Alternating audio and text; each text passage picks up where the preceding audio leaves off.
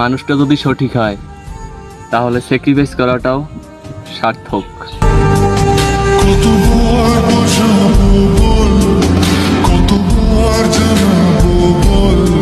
জীবনের সবচেয়ে সুন্দরতম অনুভূতি কি জানেন?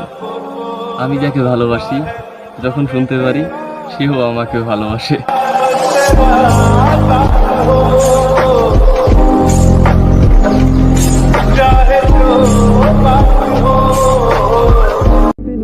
এ দেহে প্রাণ থাকবে যতদিন মহারানী আপনাকে ভালোবাসবো ততদিন।